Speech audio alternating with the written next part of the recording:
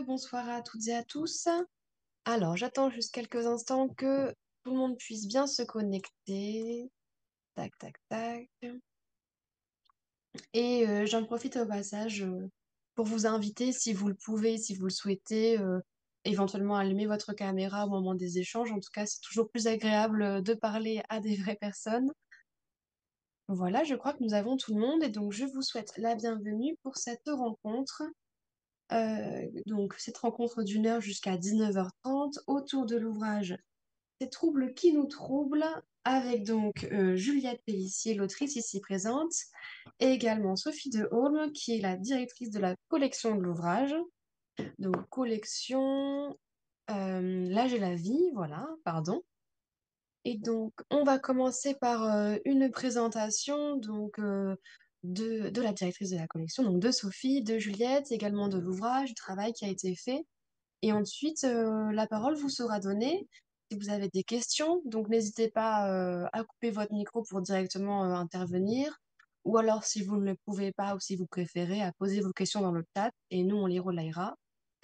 Et je vous souhaite une bonne rencontre. Je vous laisse la parole, Sophie et Juliette. Enchantée d'être avec vous ce soir et de recevoir et de discuter avec Juliette Pellissier qui nous inspire depuis longtemps et dont nous rééditons un livre qui a porté beaucoup de professionnels. Je suis Sophie de Holm, psychologue clinicienne et co-directrice avec mon cher Michel Billet qui est parmi nous, je crois, de la collection L'âge et la vie, prendre soin des personnes âgées et des autres, une collection qui fait dialoguer la société et qui, comment appeler qui, je crois que ça introduit le livre de Juliette Pellissier qui évidemment croise comme d'habitude et dans une réédition extrêmement dynamique qu'elle va vous présenter, le regard psychologique, psychanalytique et intégratif aussi, je dirais, et le regard sur la société en interrogeant la société et en particulier sa valeur thérapeutique et puis sa valeur discriminatoire aussi, par exemple. Ces troubles qui nous troublent avaient énormément soulevé d'émotions à l'époque, hein, notamment au travers de cette question que Nathalie Rigaud appelle le pari du sens, hein. Ça m'a fait penser à ce merveilleux livre, hein, Regarder les troubles du comportement dans les maladies neuroévolutives ou autres troubles du comportement comme étant soit un dérèglement anormal et inapproprié, soit un livre ouvert. Un livre ouvert et un chemin de connaissance vers l'autre, donc vers soi.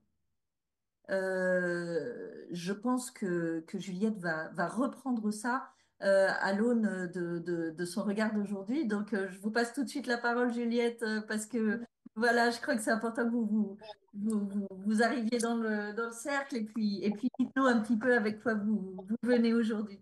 Oui, ben, merci de m'accueillir. Bonsoir à toutes et à tous. Vous prévenir, parce que j'ai déjà prévenu Sophie, j'ai une espèce d'angine carabinée. Donc voilà, si par moment vous me voyez éteindre mon micro, vous inquiétez pas, c'est juste pour pouvoir tousser sans vous assourdir. Mais sinon, voilà, je devrais tenir quand même une heure au niveau de la gorge. Ravi d'être là. Euh, je sais pas trop comment commencer. Peut-être par inscrire, comme tu viens de le faire aussi, la filiation. Tu as cité Nathalie Rigaud. Je pense à Louis Ploton notamment, à Jean Maisondieu. Enfin, je pense que c'est important aussi pour l'histoire et pour s'inscrire un petit peu dans la continuité de ces autrices et de ces auteurs qui ont été les premiers à une époque où il y avait une vision extrêmement déficitaire et je ne sais pas comment l'appeler d'autre, mais je crois que ça suffit, déficitaire, vraiment axé sur l'incapacité des personnes, une vision extrêmement chosifiante des personnes qui ont ces troubles neurocognitifs. Et voilà, je crois que c'est important de dire qu'on s'inscrit aujourd'hui vraiment dans la filiation de ces regards-là qui ont permis de sortir de cette époque, de regards qui étaient très déshumanisants sur les personnes et ça remonte il n'y a pas si longtemps que ça, hein. Je crois que c'est important de dire que voilà, c'est encore il y a une vingtaine d'années qu'on était vraiment plongé dans ce regard-là. Et comme on va peut-être aussi, du coup, je fais la, comme on va peut-être aussi parler ce soir des endroits où on a vraiment beaucoup l'impression que comment dire ça, que la gérontologie, ou plutôt que le regard social sur la gérontologie est extrêmement immobiliste et ne nous aide pas à avancer, c'est important de souligner quand même à quel point sur certaines dimensions, en 20 ans, on a avancé même si c'est moins rapide qu'on le souhaite. Voilà, je crois que c'est important de le souligner. Après, c'est la question de savoir si nos regards, en effet, sur ces troubles, sur les personnes qui ont ces troubles, voilà, ces regards se situent quand même dans un contexte, et notamment un contexte socio-économique euh, qui, qui est très parasitant, qui est très bloquant. On aura peut-être l'occasion de l'évoquer. Quand je me suis penché pour la petite histoire, quand le livre a été, du coup, quand cette réédition a été envisagée, j'ai refait un point, moi, pour aussi pouvoir réactualiser un certain nombre de travaux. Bah, j'ai refait un petit point un peu sur un certain nombre de... Voilà, où en était la bibliographie sur un certain nombre des sujets que j'évoque dans le livre. Et bah, ce qui est vraiment très très frappant sur certains sujets, c'est à quel point il y a peu de choses en fait, c'est-à-dire à quel point on a au niveau universitaire, au niveau de la recherche, au niveau des publications, bah, voilà, une forme quand même par rapport à d'autres disciplines ou d'autres sous-domaines de la psycho. On est vraiment encore dans un domaine euh, voilà, que j'hésiterai pas à qualifier de sacrifié. Et ça se sent au niveau aussi de la recherche, au niveau des travaux. Beaucoup de sous ces 20 dernières années sur les trucs à la mode, à savoir les fameuses gérontechnologies. Et voilà, on a plus de moyens, je pense, pour essayer d'imaginer des robots phoques là, pour coller dans les EHPAD que pour travailler sur, ne serait-ce que sur ce que ça ferait d'accueillir dans des EHPAD des personnes qui ont des animaux domestiques depuis des années et des années, qui sont obligées de s'en séparer quand elles rentrent dans des institutions.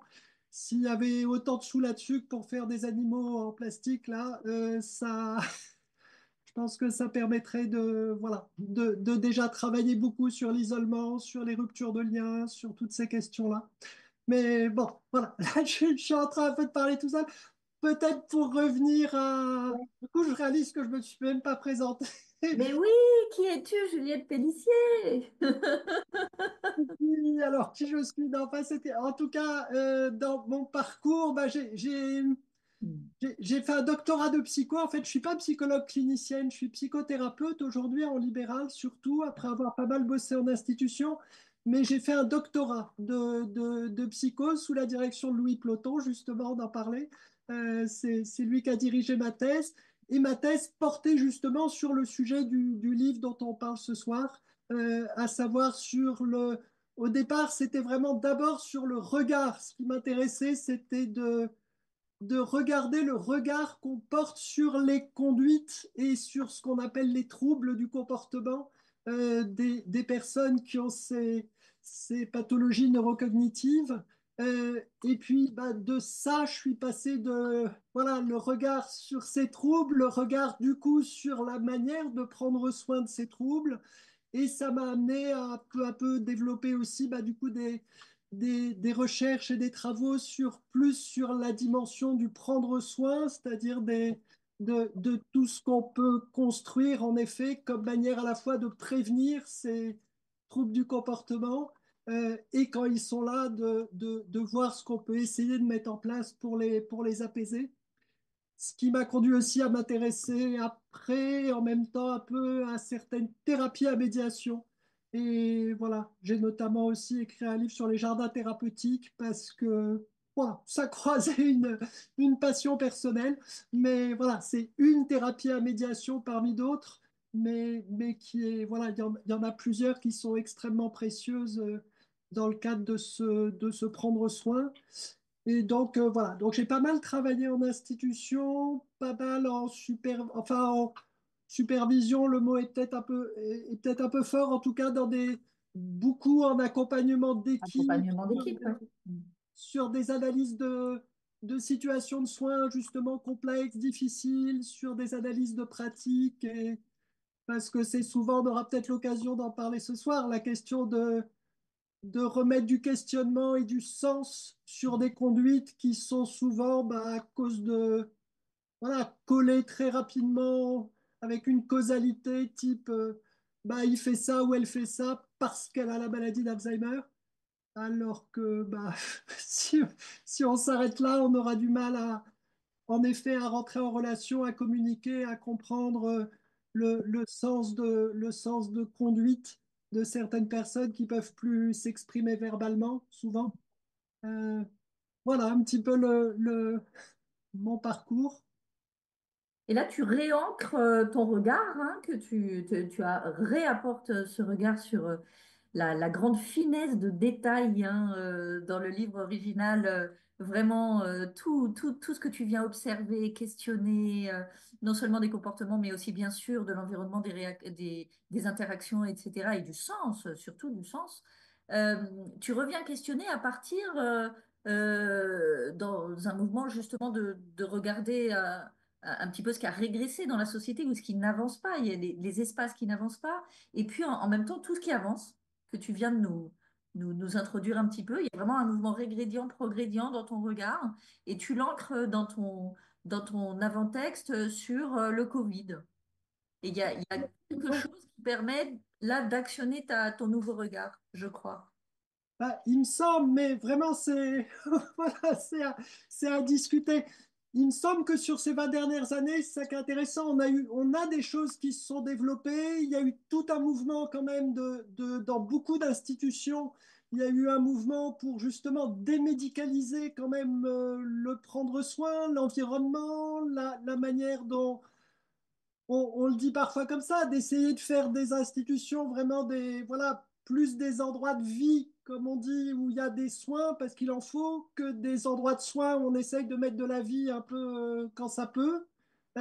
Donc il y a eu quand même tout ce grand mouvement-là à partir, enfin je ne vais pas dater parce que c'est pas datable comme ça, mais voilà, disons que dans les années 2000-2010, c'était vraiment, c'était fort, c'était porté voilà, par la Fondation Médéric, c'était porté à l'époque par la FNG quand elle existait encore, tout ça. Enfin, il y a eu vraiment un mouvement quand même, je crois, important là-dessus. En parallèle, le mouvement aussi de plus en plus de personnes concernées qui s'exprimaient. C'est pas rien aussi d'avoir eu les associations, alors encore plus au Québec et au Canada qu'en France, parce que la France est probablement un peu en recul là-dessus, sur la voix des personnes concernées. Euh, je commence d'ailleurs la préface à la nouvelle édition sur le fait de pointer l'expression, enfin d'utiliser l'expression, pardon, de troubles neurocognitifs plutôt que alors évidemment plutôt que de syndrome démentiel et même plutôt que voilà, que d'autres formulations parce que notamment au Canada, c'est l'expression qui est désormais portée par les associations de personnes concernées et qui a été reprise maintenant dans quasiment tous les textes aussi voilà, officiels du ministère de la Santé, tout ça, parce que c'est voilà, l'expression qui a été jugée la moins stigmatisante par les personnes concernées.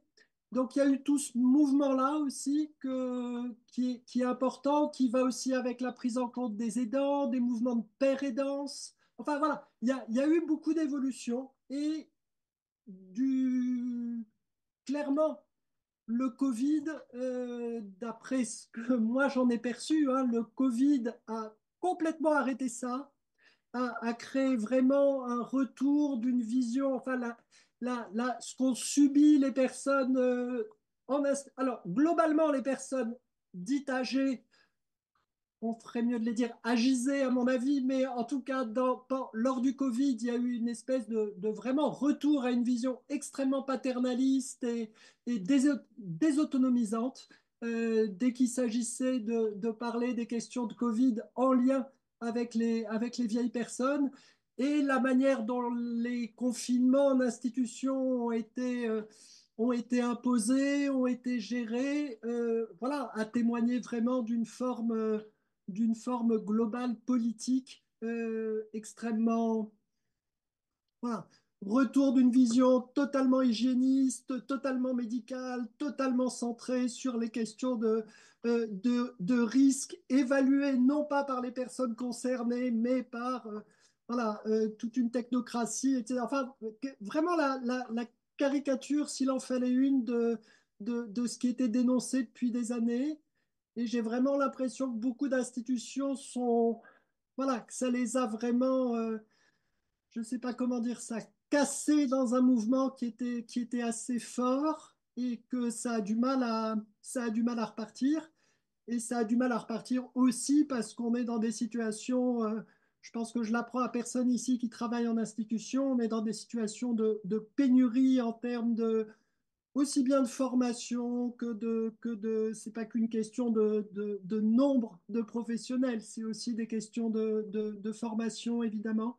Et on a vraiment des endroits où voilà, on a le sentiment que c'est enfin, pour le dire de manière très synthétique, c'est vraiment voilà, ça donne l'impression que c'est aux personnes déjà les plus fragilisées socialement à certains endroits qu'on confie le prendre soin d'autres personnes les plus fragilisées à d'autres endroits, quoi. Du coup, ça ne peut faire que des situations aussi un peu explosives. Euh, bon, voilà, ça c'est pour les dimensions plus sociopolitiques, ça. Je ne sais pas si ça, voilà, répond un peu à... Ça, c'est le mouvement ingrédient. Et puis, en même temps, dans ton avant-texte, tu dis, bah oui, mais comme à ton habitude, hein, bah oui, mais il n'y a pas que ça. Il y a aussi des pousses qui poussent et qui sont extrêmement intéressantes. Euh, Qu'est-ce qui aujourd'hui te semble être des appuis, des choses extrêmement intéressantes de l'évolution de la société parallèlement à ce blocage du confinement qui a été terrible, notamment dans les EHPAD.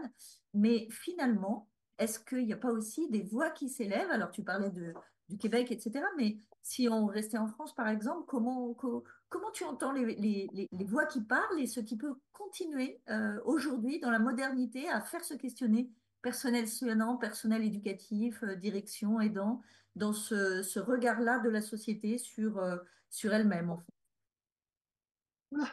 Là, ça nous envoie vers tas de choses, mais je pense que c'est peut-être moins justement au cœur de la gérontologie enfin, Tu que c'est t'inspires de plutôt par les apports actuels euh, parce que si on regarde les endroits où se retrouvent certaines personnes particulièrement, voilà, isolées, c'est parce qu'elles, on va dire que globalement, elles sont à l'intersection souvent ce sont majoritairement des femmes très âgées, des femmes très âgées atteintes par des pathologies neurocognitives, autrement dit à l'intersection du sexisme, du validisme, de potentiellement la psychophobie, qui se retrouvent.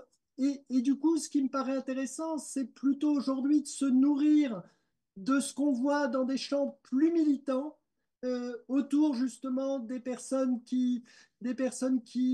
voilà, qui portent le combat antivalidiste, la question de la vieillesse dans les milieux féministes est en train là aussi voilà, de se développer beaucoup plus qu'il y a 10 ou 20 ans.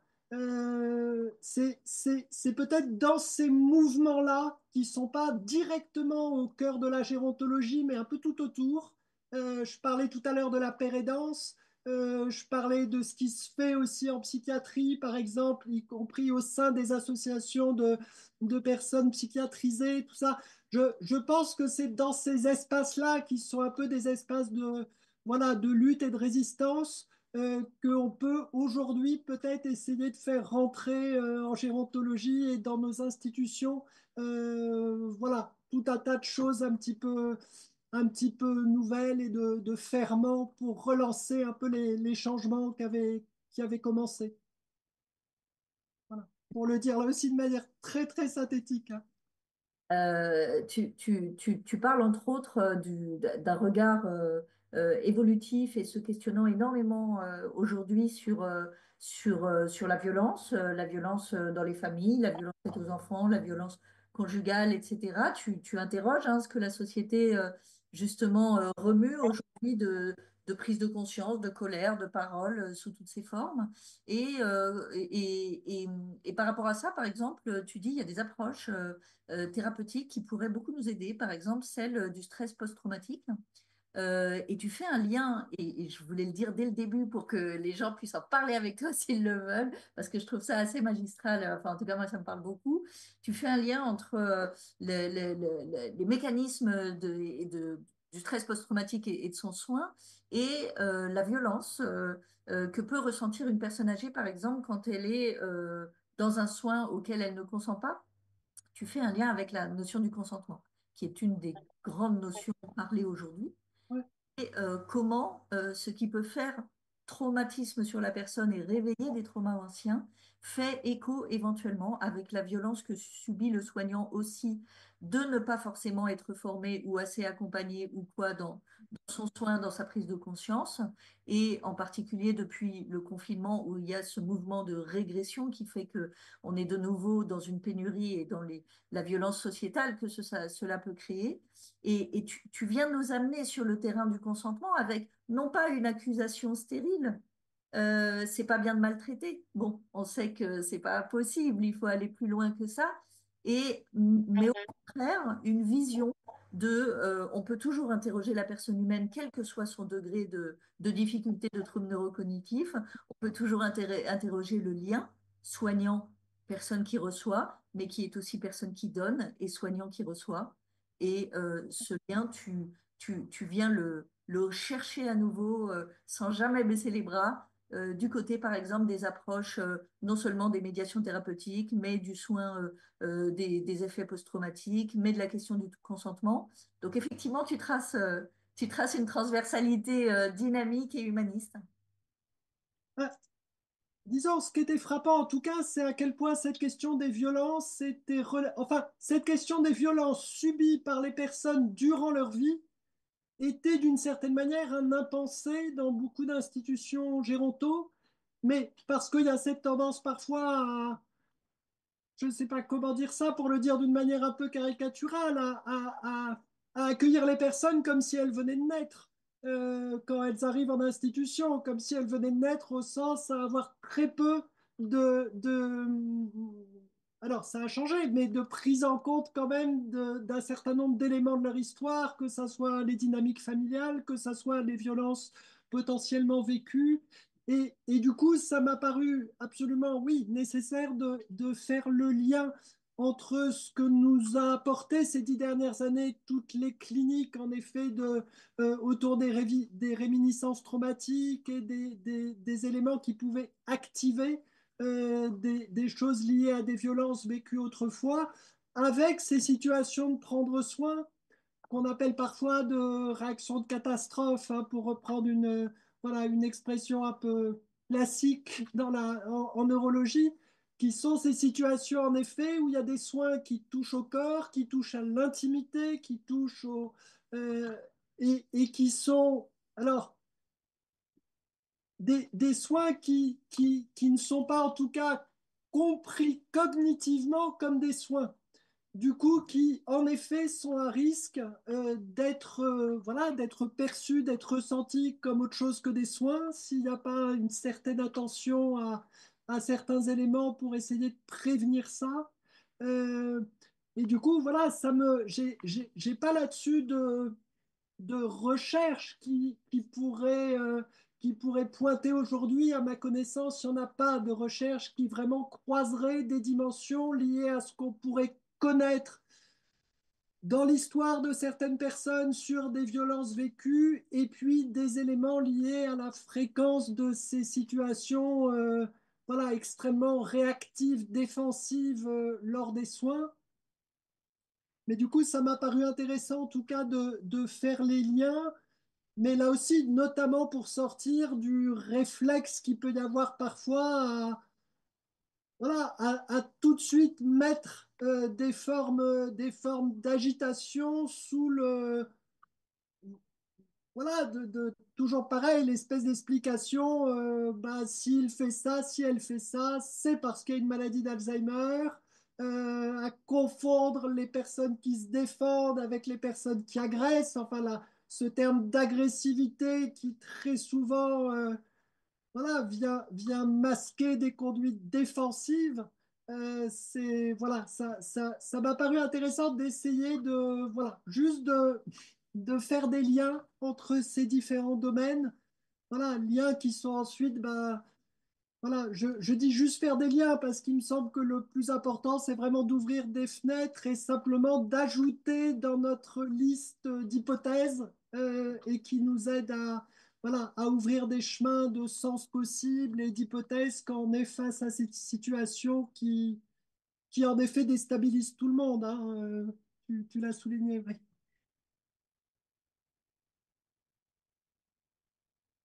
Donc, ton propos, c'est d'ouvrir le dialogue, en fait, c'est d'ouvrir des questions avec tes échos à toi, hein. Tu t'inspires de la pensée du Caire, ça on le savait déjà. Tu as travaillé dans l'humanitude, on le sait aussi. Tu t'inspires de la pensée intersectionnelle, anthropologique et sociologique, euh, de- d'un ensemble de professionnels. Je ne vais pas tous les lister ici, mais enfin, on pense à Pascal Molinier en France et à d'autres qui ont apporté le CARE beaucoup et qui travaillent sur l'intersectionnalité, entre autres. Euh, qu'est-ce que, qu'est-ce que tu, qu'est-ce que tu voudrais qu'on entende le plus de ce que tu amènes de ces pensées-là et de comment elles dynamisent la parole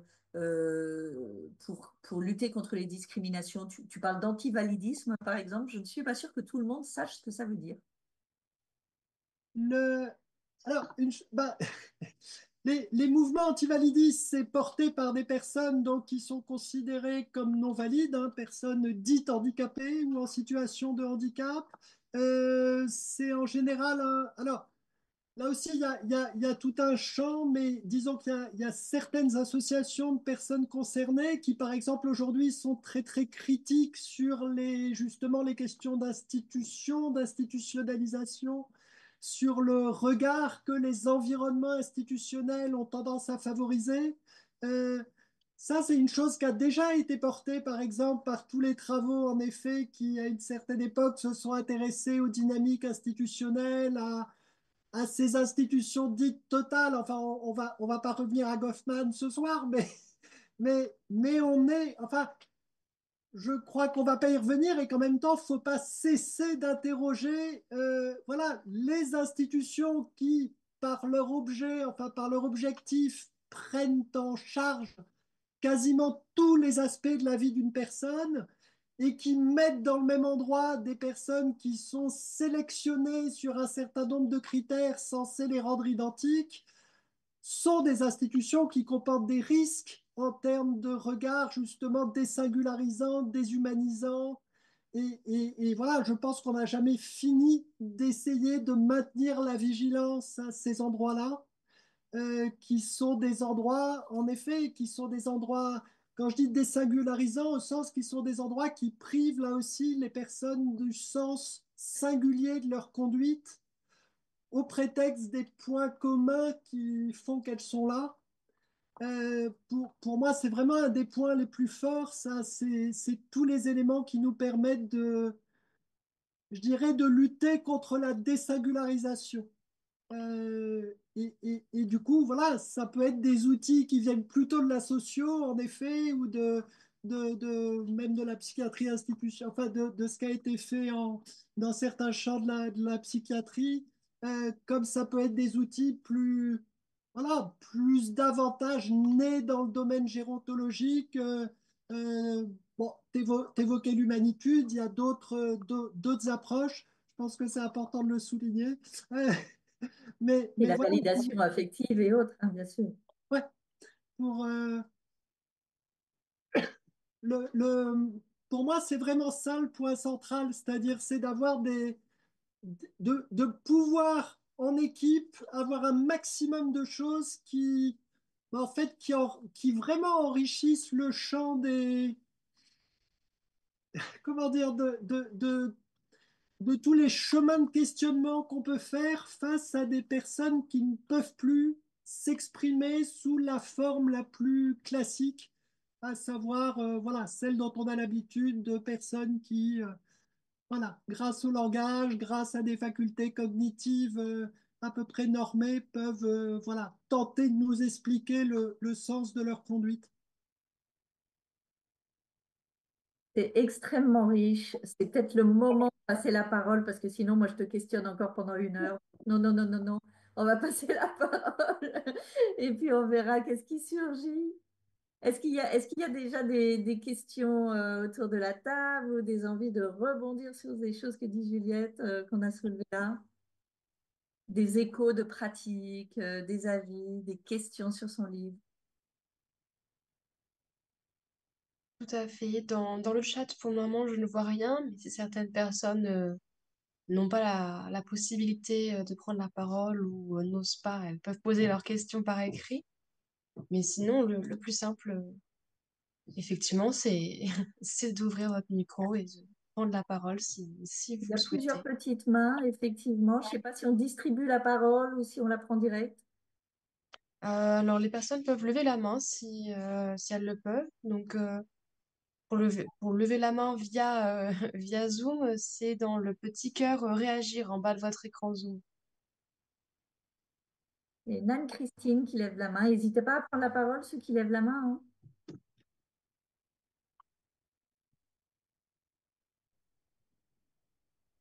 Il y a des timides. Ah, message.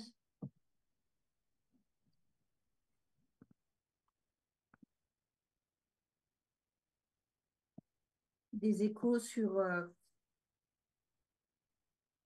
des échos dehors qui envoient un message sur ce qui a pu arriver au travail, notamment en EHPAD. Vous voulez dire pendant le confinement, c'est ça? Il y a également, je me permets, hein, il y a également Michel Billet, le co-directeur, qui est là, qui lève la main, bah, vous pouvez intervenir hein, si vous le souhaitez. Oui. Pour ma part, juste deux ou trois petites choses. D'abord, te dire, Juliette, le plaisir que j'ai à te retrouver. Ça fait longtemps qu'on n'a pas eu l'occasion de discuter, mais merci. Et puis, merci si je ne gardais de la lecture déjà ancienne et de la relecture récente de ton ouvrage, si je ne gardais qu'une chose, je le formulerais de manière un petit peu rapide peut-être en disant qu'au fond, ce que j'aime retrouver dans cet ouvrage, c'est que ce n'est pas parce que je ne comprends pas le comportement de l'autre que ce comportement n'a pas de sens. Voilà. Ce n'est pas parce que je ne comprends pas que ça n'a pas de sens.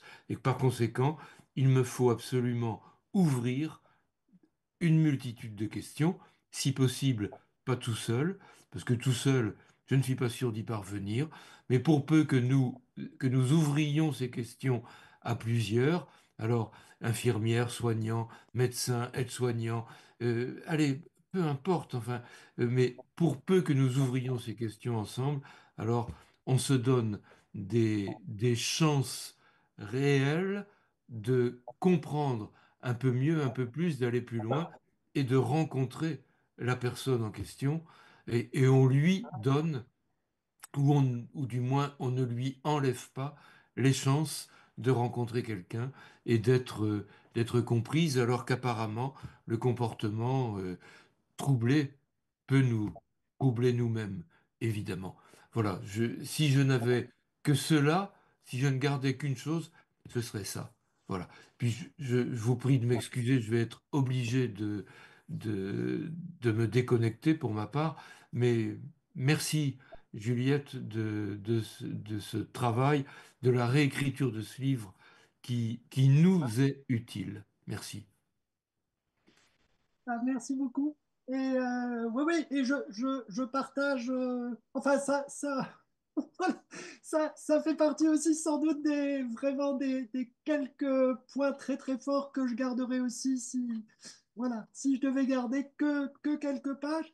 Et peut-être en allant encore plus, peut-être en étant un peu plus radical même que toi sur l'aspect, quand tu dis si possible, pas tout seul ou pas toute seule, je Oui, pense surtout pas toute seule ou pas tout seul. merci, bien sûr. Quand on est face à des situations vraiment de conduite complexe, je pense que rester seul pour essayer de les interpréter, c'est à peu près même une des meilleures manières d'être sûr d'être à côté de la plaque. Parce que voilà, entre la manière dont le trouble de la personne nous trouble, entre les risques de projection, enfin voilà, Bien sûr. je pense que l'intelligence collective est mais hyper indispensable enfin, dans beaucoup de situations, mais particulièrement dans celle-là. Et donc, entre-temps, nous avons deux personnes qui souhaitent poser une question. Donc, je vais peut-être laisser la parole à Johanna Aubry en premier. Bonsoir. Voilà, moi je souhaitais en fait un peu rebondir sur la question parce que je suis actuellement en stage en EHPAD et je m'interroge, je travaille, je suis en tant que psychologue stagiaire et je vais travailler pour mon mémoire sur du coup les personnes qui ont des troubles psychiatriques anciens, du coup, qui se trouvent en EHPAD, du coup, avec les autres personnes qui ont d'autres troubles neurocognitifs. Et c'est vrai que c'est une question que je trouvais intéressante, que vous avez un peu évoquée, justement, avec aussi les mouvements associatifs qui défendent un peu, voilà, de psychiatrisation.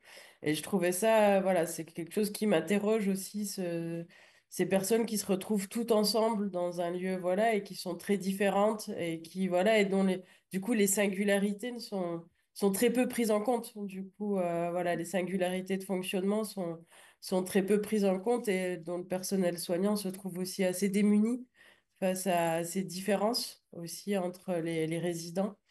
Et voilà, c'était un peu ma réaction. Et aussi, si vous aviez aussi des conseils à ce niveau-là de lecture ou voilà, qui puissent nourrir ma réflexion, ce serait avec plaisir.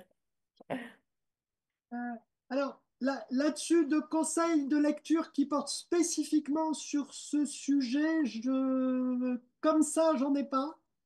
À ma connaissance, je ne sais pas s'il y a des travaux un peu précis qui ont porté sur justement la manière dont les enjeux autour de ce que vous évoquez, c'est-à-dire la coexistence dans de mêmes espaces de personnes qui sont dans des situations qui, en termes de prendre soin, impliquent en fait bah, des choses assez différentes en termes d'environnement, en termes de formation. Il y a des choses sur l'aspect, on va dire, plus politique en termes enfin, dans un certain nombre d'écrits autour de l'agisme, ça fait partie des choses qui sont pointées, ça, le fait que tout d'un coup, le point commun, c'est que les gens ont plus de 60 ou 70 ans et que du coup, on estime que c'est légitime de mettre dans les mêmes endroits des personnes qui ont des types de situations extrêmement différentes. Et si c'est à peu près sûr, enfin c'est pas à peu près sûr, on le sait, quand les personnes ont 40 ou 50 ans, on met pas dans les mêmes services des personnes qui ont des problèmes d'addiction, des personnes qui ont des problèmes psychiatriques, des personnes qui ont des problèmes neurocognitifs, des personnes qui ont juste des problèmes qu'elles ne peuvent pas vivre seules chez elles pour des questions de handicap physique importants. Enfin, il y a des services entre guillemets spécialisés. C'est pas le cas dès qu'on a passé un certain âge et on peut le regarder avec un regard très, comme ça a été tenté d'être défendu avec un regard très, non mais on va pas créer de la ségrégation, tout ça. Il n'empêche que la ségrégation, quand on a 40 ou 50 ans, on la vit pas comme ça quand on est pris en soin dans des institutions spécialisées ou dans des services spécialisés. Donc voilà, il me semble que c'est surtout un prétexte, en effet, la lutte contre la ségrégation pour pouvoir voilà, enfin, avoir un côté un peu fourre-tout surtout. Et c'est un problème pour les soignantes et les soignants qui ne peuvent pas, c'est pas possible aujourd'hui d'être formé et d'être spécialiste de la totalité des situations qu'on se retrouve à avoir en EHPAD. Voilà, on prend pas soin de la même manière d'une personne qui a besoin d'un sevrage alcoolique, d'une personne qui a une maladie d'Alzheimer, d'une personne qui a une schizophrénie. Enfin, on est sur des situations très, très, très différentes et demander aux professionnels voilà, de gérer, entre guillemets, tout ça en même temps, c'est une catastrophe hein, dans ce que ça provoque. Et ce qu'on constate, c'est surtout des professionnels qui passent énormément de temps à essayer de faire que toutes ces situations très différentes se bousculent pas les unes les autres, plutôt qu'à être dans le prendre soin un peu adapté à ces différentes situations.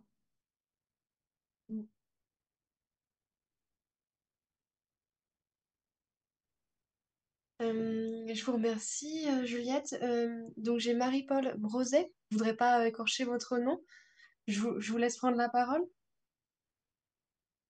Oui, bonjour. Je suis psychologue et je travaille avec les jeunes enfants et les ados et je me branche sur les visios de RS en général dans ce thème-là. J'ai une sœur qui est atteinte d'Alzheimer et je voudrais savoir si votre livre s'adresse particulièrement aux professionnels ou si ça s'adresse aux familles également. Euh, je je l'ai pas pensé pour que, comment dire, je l'ai pensé dans mon, je pense que pour des professionnels, il y a beaucoup de choses qui vont voilà, créer des sentiments de familiarité, notamment par rapport aux dimensions, justement, il y a une partie du livre consacrée à l'environnement et à l'adaptation de l'environnement et qui parle un peu plus des environnements institutionnels. Ah oui, Et c'est donc, ça. on peut considérer que cette partie-là s'adresse davantage aux professionnels. Après, moi, le regard que j'ai défendu dans ce livre, c'est un regard, pour moi, c'est un livre qui est destiné aux personnes qui souhaitent mieux comprendre comment les personnes qui ont ces maladies-là perçoivent le monde, comment ces maladies modifient la manière dont ces personnes perçoivent le monde, perçoivent les autres, comment du coup on peut essayer, nous, quand on est dans le prendre soin de ces personnes-là, de faire preuve grâce à voilà au savoir qu'on peut avoir d'une forme d'empathie qui permet d'ajuster le prendre soin. Et du coup, pour moi, ça s'adresse pas plus à des professionnels qu'à des proches, qu'à des personnes concernées par par la maladie. Il n'y a pas de voilà, je ne pensais pas à un lectorat spécifique en l'écrivant. Et comme je déteste le jargon, a priori, je ne l'écris pas que pour des personnes qui ont tout un, je sais pas comment dire, un background de, D'accord, de, d'accord. de psycho ou autre. C'était pas mon. Voilà, je suis pas resté très longtemps à l'université parce que j'aime pas trop justement le côté parfois un peu, voilà, d'écriture un peu réservée à un certain public. Voilà. Je ne sais pas si ça répond à votre question. Oui, ok, merci.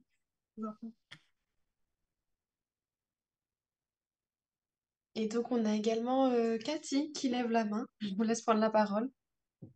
Oui, bonjour. Ben moi, c'est plus à titre donc de psychologue clinicienne, et qui m'intéresse et qui travaille en lien avec des structures d'écoute aux aidants de personnes qui sont atteintes de maladies neurodégénératives, que j'interviens là, et aussi en tant que ma mère a été diagnostiquée il y a quelques années avec une maladie d'Alzheimer.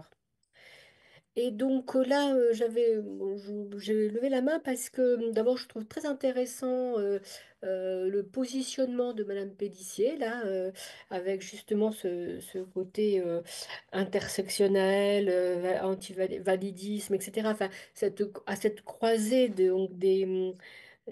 sociologie, psychologie, voilà, humanité, etc. Donc ça, je trouve très très intéressant. Je ne connaissais pas donc ce livre, enfin ces travaux. Et donc ce regard comme ça pluriel et transversal m'intéresse beaucoup. Et je voulais aussi répondre à la stagiaire Johanna, c'est ça, puisque j'ai participé au mois de novembre à Toulouse. Il y a eu le congrès européen de la psychodynamique du travail de Christophe Dejour. Et justement, comme vous avez cité Madame Molinier, je suis allée chercher qui c'était parce que je n'avais pas, voilà, et je suis tombée effectivement psychodynamique du travail, etc.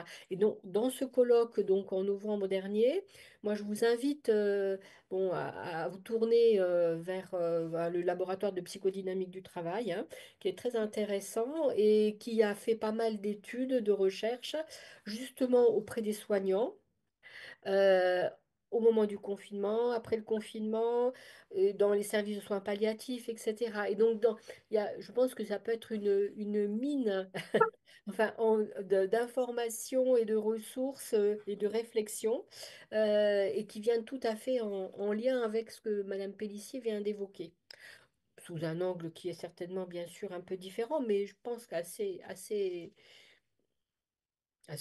dans la même ligne, enfin, voilà, cette psychodynamique.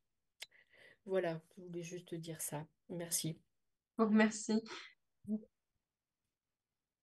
Merci à vous. Et je fais lien avec ce que disait Sophie tout à l'heure sur le CARE, parce que Pascal Molinier le fait justement le lien entre les travaux de 2 jours en psycho du travail et tous les apports de la pensée du CARE pour mieux justement penser les questions aussi des situations parfois de double contrainte dans lesquelles sont les professionnels en établissement.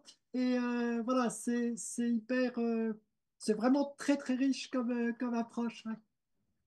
Et si je peux me permettre, sur Toulouse, à la fac, il y a l'Institut, enfin, qui dépend, qui est en lien, qui travaille avec l'Institut psychodynamique à Paris, qui s'appelle la ASTI.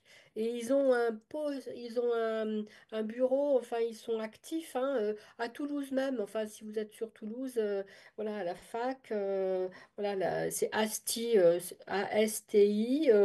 Je ne l'ai plus en tête, mais vous le trouvez facilement, hein. Et là, je pense qu'il y a plein d'infos. Ça peut être un lien intéressant. Voilà. Bah, écoutez, merci beaucoup parce que moi j'en profite. Je travaille pour la xème fois un petit cours sur la psychogériatrie pratique, psychogérontologie pratique auprès des élèves de l'école des psychologues praticiens sur Paris. Et à chaque fois je me dis, mais qu'est-ce que je vais raconter? Tellement j'ai des choses à dire, ça se bloque. Et je vous remercie beaucoup parce que je me suis dit, je peux pas leur parler à partir de rien, donc je vais leur parler à partir de la notion de projet projet individualisé en particulier, en hommage à la psychothérapie institutionnelle qu'il a mis en œuvre pour la première fois, avec tous les tenants et aboutissants que Juliette nommait un petit peu, y compris Erving Goffman, etc. Et est-ce qu'on peut penser en tant que professionnel, accompagnant, accompagnateur, etc., le projet d'une personne qui atterrit en EHPAD, voilà, par exemple. Et ça me semble un bon paradoxe fructueux. Et je vous remercie beaucoup parce que du coup, je vais aller voir un petit peu leurs travaux et voir s'ils ont croisé avec cette question-là en particulier pour dépasser un peu les recommandations et aller un petit peu plus loin. Et mettre au travail les psychologues cliniciens qui sortent un petit peu de leur bureau dans les EHPAD et qui aillent dans les couloirs à l'ancienne et aller travailler la parole là où elle est et comme elle s'exprime dans sa singularité, comme dit Juliette. Bon, merci. Alors, est-ce qu'on a encore un peu de temps si une personne souhaite prendre la parole? Juliette, vous vouliez peut-être ajouter quelque chose, je ne sais pas. Voilà, j'étais en train d'essayer du coup de regarder ce qu'il y a dans le chat où il y a plein de choses. J'invite tout le monde à regarder le chat parce qu'il y a voilà, il y a des précisions, il y a des références de livres, tout ça. Et du coup, je ne sais pas quoi réagir. Or, qui tout à l'heure avait commencé, oui, précise, oui, la manière dont en effet voilà, la pathologie ou le trouble de la mémoire est utilisé comme, voilà, comme prétexte en quelque sorte à pas aller voir plus loin en termes en termes d'histoire, en termes de sens, tout ça. Euh, et il y a une personne, alors je connais pas le roman de Lydia Jorge, mais ça a l'air très, très, très chouette. Et oui, les cafés souvenirs me font penser aussi à tout ce qui Alors, je ne sais pas si en gérontologie, par exemple, il y a beaucoup de psy qui travaillent avec l'approche narrative, mais qui est une approche hyper intéressante. Et c'est intéressant de voir aussi parce que on a cette vision là aussi on a une vision de la mémoire extrêmement centrée sur les mémoires les plus cognitives, celles avec les dates, celles avec les repères chronologiques, alors qu'on a là aussi, on le voit, je ne sais pas si ça vous est sûrement déjà arrivé, selon la manière, par exemple, dont on demande à une personne qui a des troubles cognitifs de raconter un moment de sa vie ou voilà, si on part sur une forme justement avec une question sur c'était en quelle année, bon, voilà, on a à peu près 9 chances sur 10 de provoquer soit un blocage, soit de la peur, soit de la honte même. Alors que si on part sur des éléments qui sont où on n'en a rien à faire en fait de à quelle époque c'était ou quelle année c'était et où on part plus sur des choses qui touchent aux émotions, où on part plus à partir du support d'une image ou d'un poème ou d'une musique. Et ben, on a aussitôt des choses qui sont, voilà, avec parfois un nombre incroyable de détails, mais des détails qui sont pas justement, qui appartiennent moins au monde du cognitif qu'au monde voilà, de la manière dont tous les éléments sensoriels et émotionnels viennent nourrir nos récits. Et voilà, du coup, je me dis, enfin, il y a sûrement des psychologues qui bossent sur l'approche narrative, qui doivent aussi travailler en EHPAD. Voilà, ça serait super intéressant de regarder d'un peu plus près s'il y a des travaux là-dessus. Voilà, une piste de plus à aller voir. Oui, alors c'est moi qui parlais effectivement des cafés récits et des D'accord. cafés souvenirs. Et c'est effectivement vrai, hein, c'est une approche très sensible. Et c'est surtout une approche qui a trait à l'imaginaire, hein, finalement, des participants. Et c'est surtout aussi jouer avec le collectif. Et du coup, le fait aussi que les uns entraînent les autres et qu'ensuite, hein, c'est des dispositifs qui créent aussi des liens entre les résidents. Et il y a réellement ensuite un prendre soin, c'est-à-dire que les résidents les plus, on va dire, les plus connectés, alors moi je viens pas du tout du milieu ni de la psychologie ni de la gérontologie, donc j'ai mon vocabulaire à moi, mais je veux dire, les participants qui sont le plus au fait et qui se souviennent que les cafés souvenirs ont lieu à telle heure, etc., entraînent les autres. Et donc, il y a vraiment quelque chose de très vertueux. Mais c'est vrai que ça demande d'aller chercher la personne dans ses ressources et dans ce qu'elle a de plus, peut-être aussi de plus fantaisiste. Et, et peut-être ça rejoint aussi nos représentations, justement, enfin, cette obsession parfois pour Mm, entraîner les personnes, mm, vous parlez de l'imagination, mais pour mm, entraîner justement les personnes plutôt vers leur passé que mm, vers leur imagination ou vers comment elles verraient l'avenir, etc., entre guillemets, sous prétexte que ce sont des personnes âgées. mm, Et ça bloque, ça bloque énormément de choses parce que voilà, l'imaginaire obéit pas du tout aux mêmes règles. Enfin, c'est un monde qui est beaucoup moins cognitif mm, que d'autres et ça ouvre à. Vous avez vu aussi tout ce que font certaines personnes, par exemple, avec des œuvres picturales bien sûr. et non pas justement en mode de retrouver le nom du peintre ou le siècle où ça a été peint parce qu'on s'en contre-moque, mais de partir sur justement ce qu'on ressent émotionnellement, sensoriellement face à des tableaux, par exemple. Et vous avez des personnes qui peuvent partir pendant des heures là-dessus, alors que si on les avait questionnés en mode QCM, qui était Picasso, bah, enfin bon, ça fait partie du même, ouais, du même mouvement. Il nous reste 5 petites minutes pour peut-être la dernière question, donc de Dani Gerlach, je ne sais pas, je ne vais pas écorcher. Je suis désolée, mais ma caméra marche pas. Il n'y a pas de souci, Voilà. je vous Alors, entends moi, bien. je vous écoute et je vois qu'il y a beaucoup de psychologues, etc.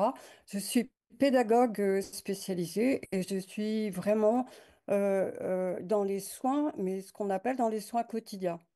D'accord? C'est-à-dire les toilettes, les repas, les moments, les besoins fondamentaux, etc. Là où les soignants ont vraiment beaucoup de problèmes.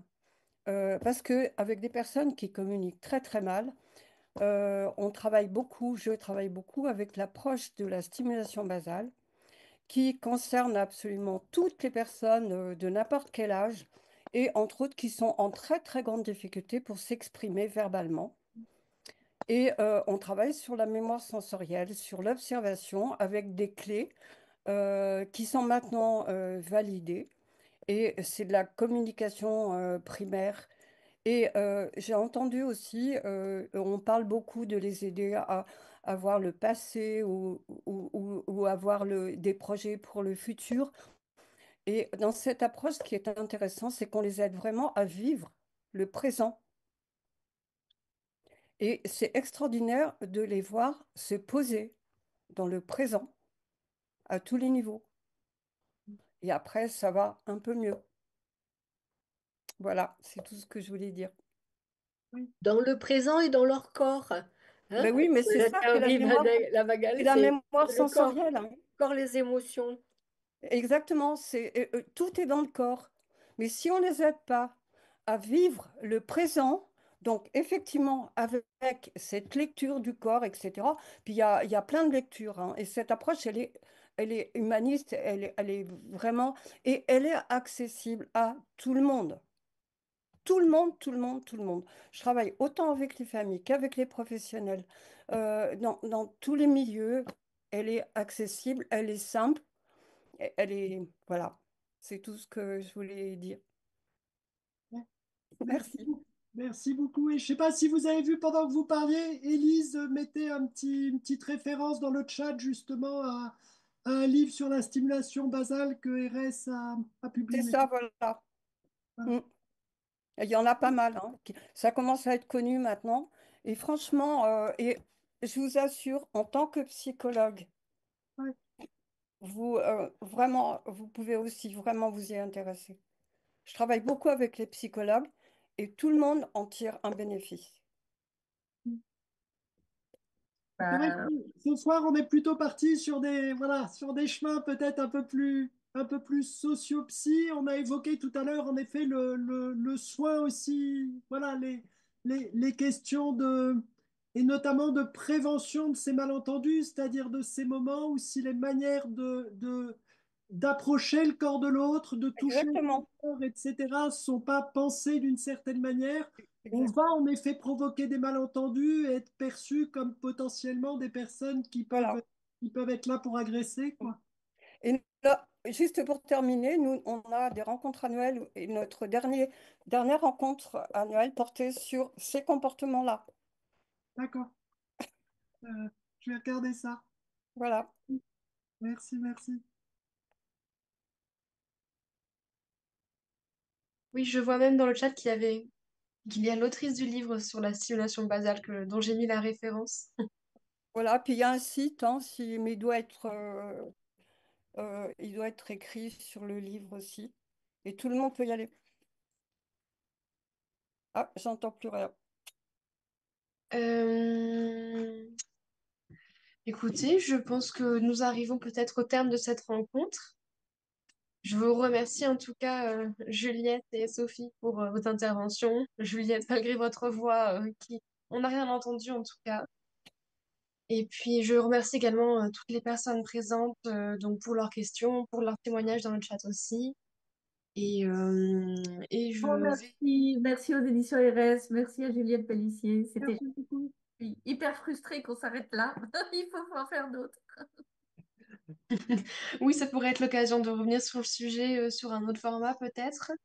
En tout cas, écoutez, je souhaite une bonne soirée à tout le monde.